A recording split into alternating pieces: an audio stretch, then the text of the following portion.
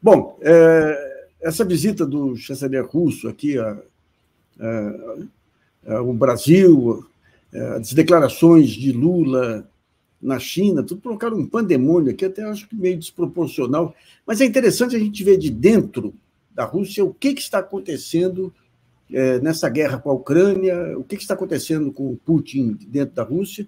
E o nosso entrevistado é o Pécio Glória de Paula. Ele é doutorando em Relações Internacionais pela Universidade de São Petersburgo, pesquisador da Rússia, espaço pró-soviético do Núcleo de Avaliação de Conjuntura da Escola de Guerra Naval. Bom, Pécio, obrigado aqui por sua participação, por ter aceitado a gente. Que horas são aí na Rússia? Olá, Luiz. Eu que agradeço muito pelo convite. Agora são 9h23 da noite. Ainda está um pouco claro o céu. A gente está perto do período de noites brancas aqui em São Petersburgo. E agradeço muito pela oportunidade de estar aqui, ter essa conversa com o senhor. Então, como é que você está vendo aí esses movimentos Rússia, Brasil, China? De que maneira você acha que a China e o Brasil podem desempenhar um papel na definição da paz aí nessa guerra? Eu acho que não só podem, como devem. Eu acredito que a Rússia tem interesse também numa participação brasileira, a participação chinesa, claro, né? A China é considerada um parceiro estratégico de alto nível, como eles mesmos colocam, uma parceria sem limites, né, com a China. E o Brasil, ele consegue andar muito bem entre os países BRICS, o Sul Global e também entre o Ocidente, né? Então, para a Rússia é muito interessante, sim, né, esse diálogo com o Brasil, né, e com outros países do Sul Global, né, porque atualmente não há um diálogo nem com a Ucrânia, nem com o Ocidente. A gente tem uma situação em que a perspectiva é escalada atrás de escalada, né, na questão militar. Então, para a Rússia é uma forma assim, de conseguir, né, talvez estruturar alguma forma de iniciar, né, um processo que vai levar à paz, né, por vias diplomáticas. Tá. Então, a gente teve nesse período aí uma escalada da guerra por parte da Rússia, achando que podia resolver rapidamente, depois teve as represálias econômicas. Em que isso marcou marcou a economia russa? As sanções econômicas, a gente teve impactos no começo, né? Em março e abril, a gente viu o rublo se desvalorizar muito. Diversas marcas ocidentais de roupas, de fast food, essas cadeias de fast food do Ocidente, por exemplo, o McDonald's, eles saíram da Rússia, essas marcas de roupa, Zara, saíram da Rússia. A gente viu muitos analistas ocidentais falando que a economia russa ia colapsar, mas por volta de maio, junho, o país já estava estabilizado, né? Não chegou a nem ter problemas de abastecimento de produtos básicos, né? Comida, esses gêneros alimentícios básicos, né? Esses produtos de limpeza, essas coisas assim. A Rússia é autossuficiente em tudo isso, né? Ela não teve problema tão graves nesse sentido, né? E a parceria econômica com a China, com a Turquia, com a Índia, né? E agora até mesmo com outros países como o Irã, conseguiu amenizar bastante os impactos das sanções. Ao ponto de... perdão.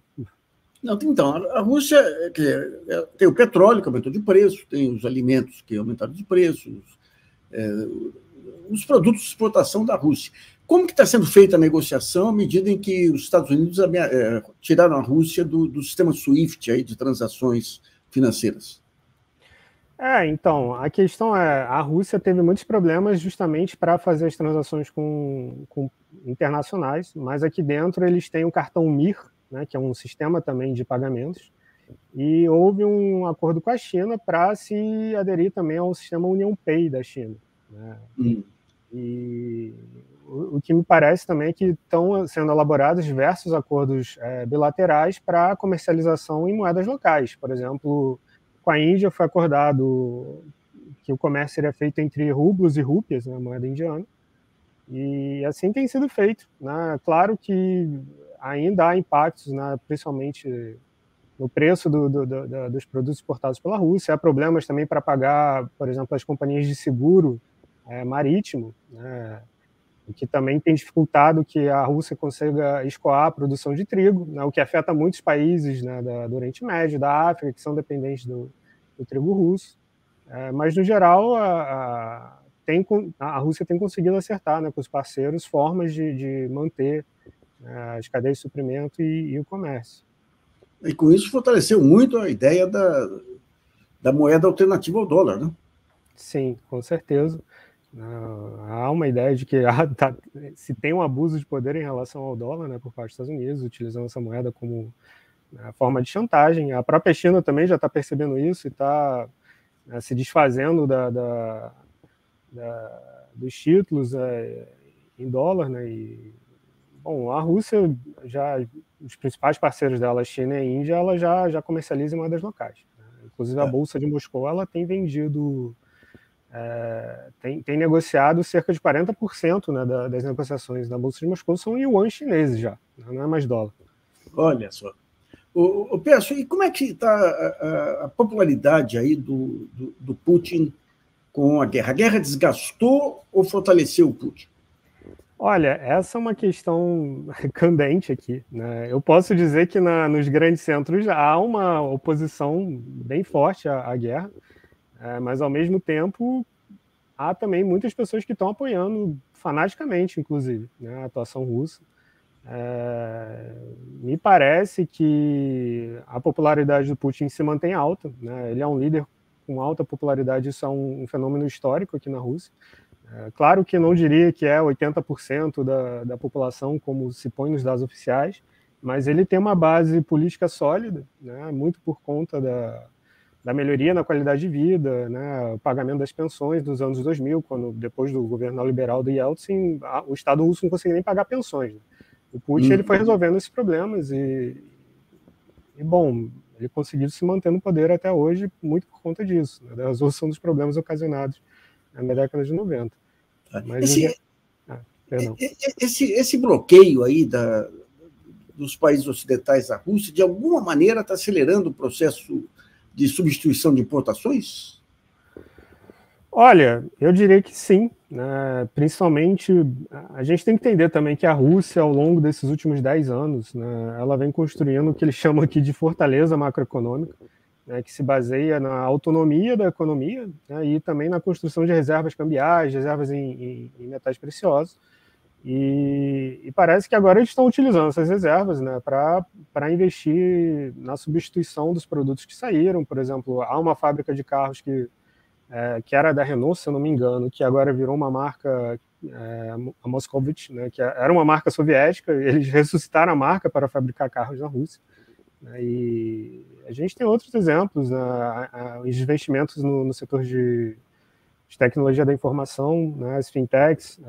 Então, eu diria que sim, está tendo um investimento robusto nisso, até porque a Rússia, no ano passado, ela teve um superávit comercial por conta, né, do gás vendido para a União Europeia, que ultrapassou a casa dos 330 bilhões de dólares. Né? Então, ela tem que aplicar esse dinheiro de alguma forma. Né? Tá. Então, outro dia eu estava vendo uma manifestação de um parlamentar alemão com legendas em português, indignado com o governo alemão por ter jogado a Rússia nos braços da China, dizendo a Rússia era um país europeu e agora está ligado... Como é que vocês estão vendo o desgaste da guerra na Europa? Olha, aqui na televisão russa há, claro, uma imagética muito forte de que o Ocidente está em decadência, né, que o Ocidente está à beira do colapso. Eles focam muito nessa questão, né, para demonstrar, né, fazem uma ênfase, claro, nos problemas da Europa, nos problemas dos Estados Unidos, né, dão bastante ênfase quando tem esse tipo de manifestação, né, contrária ao mainstream que a gente pode dizer que tem hoje na Europa e nos Estados Unidos, né, da postura em relação à Rússia. E eles tem dado essa ênfase. Eu diria que sim, a Europa está em maus lençóis econômicos. As previsões econômicas para a Europa são piores do que para a Rússia. Né? A Rússia está prevista já para crescer esse ano e no próximo, enquanto a Europa provavelmente vai entrar em recessão. Né? Então, eu diria que há um fator de propaganda, mas também não está tão longe assim da realidade, né, sociopolítica e econômica. A gente viu, anos atrás, o Macron, inclusive como ministro da Fazenda da França, era francamente pró-OTAN, pró-Estados Unidos, e agora a gente vê Macron visitando China. De alguma maneira, você acredita que a Europa esteja num processo de tentar voltar a ser uma força autônoma em relação a essa bipolarização? Olha, o Macron ele tem dado esses sinais, mas sinceramente, me parece que hoje a Europa é um ator sem autonomia no sentido geopolítico e geoestratégico também. Eu não vejo essa tendência mudando no curto prazo.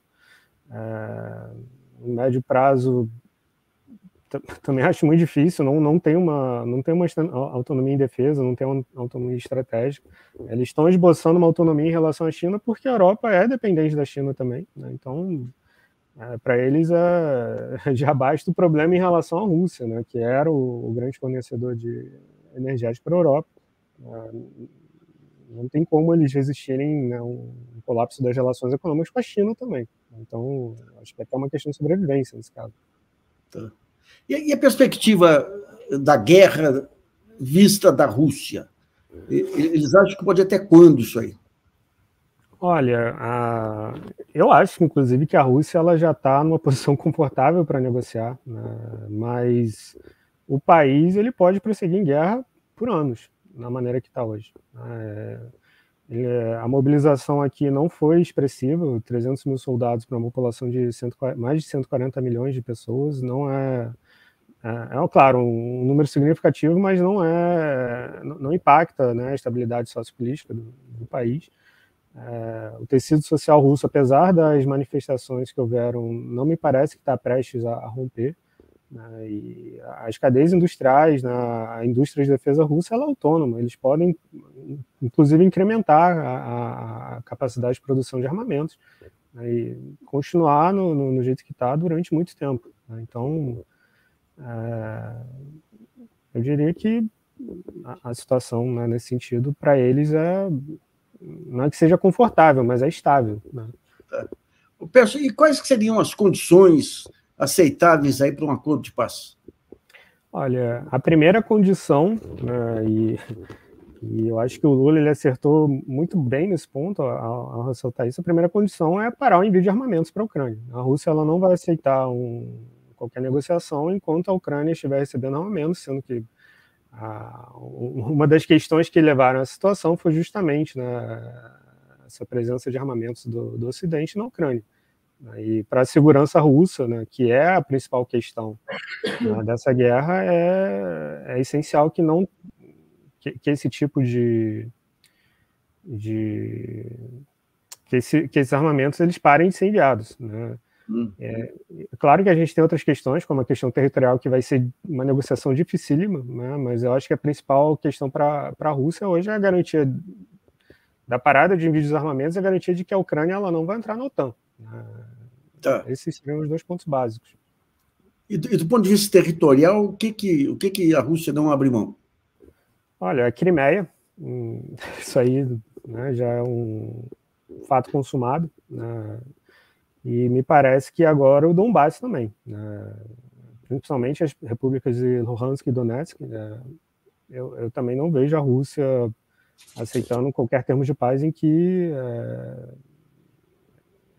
essas repúblicas não sejam tomadas da Ucrânia. Tá. Donbass, como é que era a repressão lá por parte da Ucrânia e do Zelensky? Olha, eu tive a oportunidade de conversar com alguns ucranianos, eu tive a oportunidade de ver a exposição, né, do que tem ocorrido no Donbass, né, nos últimos 8 anos, desde 2014. É claro que os russos eles não são santos, é claro que foi uma violação da Carta da ONU, da integridade territorial da Ucrânia, mas pelo que está exposto aí, tem evidências, né? Foi um período de 8 anos de bombardeio intenso do Donbass, de ataque à população civil, né? Perseguição às populações locais, né? Que tem maior identificação com a Rússia, né, do que o Ocidente. A questão ali inicial não era nem, talvez, a separação no Donbass, lá em 2014, né? E sim só a garantia de que a Ucrânia ela não fosse adentrar na OTAN, na União Europeia, né? Uma população que tem um vínculo, assim como na Crimeia, tem uma população que se considera russa no Donbass também. E claro, conheço também gente do Donbass que critica toda a atuação russa, né? É um ponto muito contencioso, mas de fato houve uma atuação, principalmente dos ultranacionalistas ucranianos ali naquela região, que violou qualquer premissa de direitos humanos, né?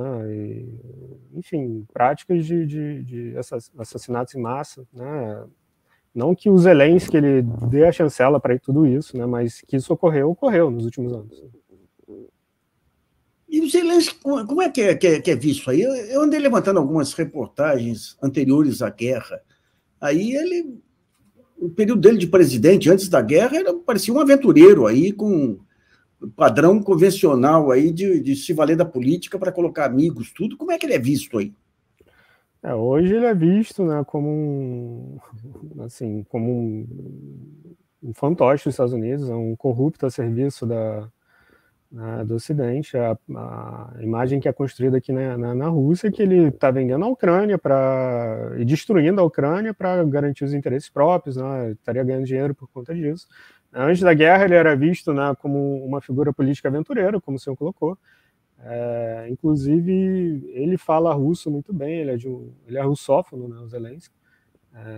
E antes da guerra ele falava antes das eleições, ele falava da necessidade de se negociar com a Rússia, de aceitar os fatos que ocorreram na Crimeia. Esse discurso vai mudando, né, e uma dos argumentos russos para tentar construir essa imagem, né, do Zelensky como 100% traidor dos interesses ucranianos é essa também. Claro que ele também não é nenhum santo, mas também não é o vilão que é pintado aqui na Rússia. Tá. Agora, uma coisa que me chamou a atenção quando caiu o presidente, em 2014, aquele presidente pró-Rússia da Ucrânia, é que o Departamento de Justiça dos Estados Unidos, a própria OTAN, passaram a participar da definição das nomeações dos novos magistrados. Tem algum fundo de verdade nisso? Olha, a mudança de regime que ocorreu em 2014, ela teve uma interferência muito clara nos Estados Unidos. Né? A Victoria Nuland, ela estava lá, ela participou ativamente. A Hillary Clinton foi visitar. Né? A gente teve aí vazamentos dos cabos diplomáticos nos Estados Unidos que mostram interferência ativa, né? Não só na condução desse processo, né, contra o Viktor Yanukovych, não que também seja uma figura que fosse o exemplo de democracia, né? Ele também tinha lá os problemas dele com corrupção e tudo mais, mas foi um processo conduzido de fora, né? Até a organização dos grupos de dissidência na Ucrânia, né, que conduziram fizeram o Maidan, eles tiveram apoio ocidental, eles tiveram financiamento dos Estados Unidos, né? Os grupos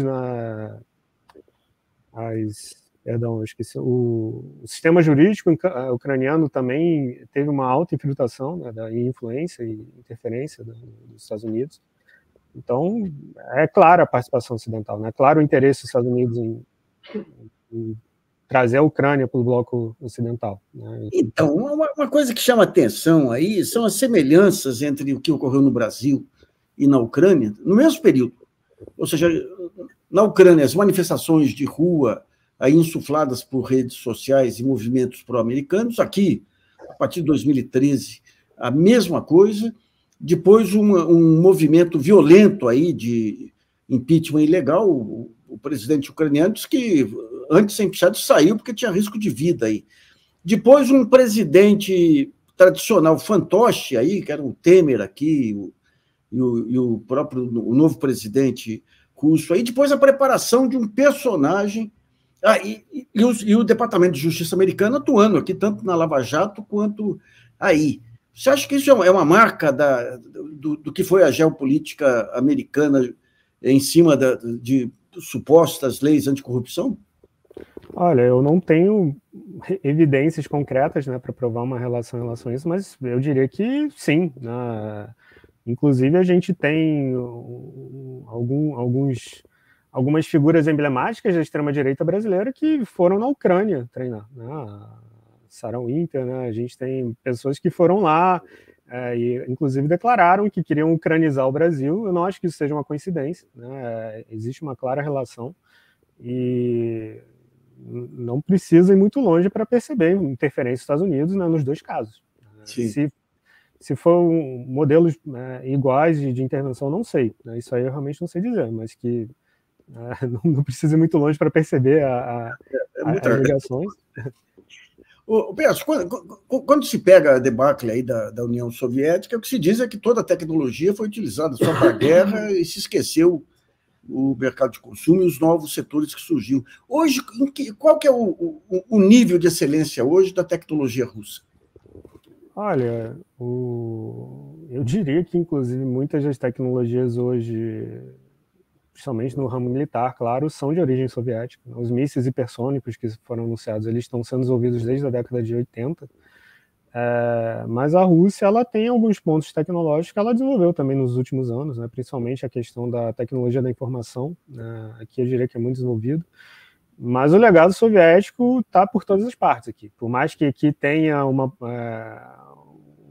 consenso político que é baseado no conservadorismo, um outro aspecto que é bastante liberal, né? É um país que tem as marcas do neoliberalismo também, mas se você entra numa universidade, no hospital, né, principalmente os públicos, você vê a União Soviética ali, né? A boa parte das instituições que estão hoje funcionando na Rússia são parte do legado soviético, né? Eu diria que muito... Microchips, essas tecnologias novas, tudo isso aí tem desenvolvimento na Rússia também? Olha, em relação aos semicondutores e microchips, eu diria que tem uma dependência em relação à China hoje, né, nos chips mais avançados, mas na tecnologia de materiais, por exemplo, a química, né, por exemplo, fazer um míssil hipersônico tem que ser um material que consiga resistir temperaturas e atrito do ar que nenhum outro país consegue fazer. Né, um tipo de tecnologia que só a Rússia tem hoje. Né? A China e os Estados Unidos eles estão desenvolvendo também, mas eu diria que, né, no aspecto militar e no aspecto da tecnologia da informação, a construção de softwares, por exemplo, para o sistema bancário, eles estão bem avançados. Outros aspectos, como o microchip especificamente, não. Né? Eles ainda dependem, sim. Tá, joia. Pércio, obrigado por seus esclarecimentos aí. Vamos ver se a gente faz outras rodadas aí para você trazer um pouco furar esse bloqueio aí. Aqui o Brasil é só... Antes você tinha Sputnik ainda, que fazia um pouco de contraponto, hoje nem isso. Pois é. Eu que agradeço o convite, viu, Luiz Nassif? Fico muito feliz de estar aqui, vai ser um prazer voltar, né, ter mais conversa com o senhor. Tá, joia. Grande abraço, viu? Um abraço.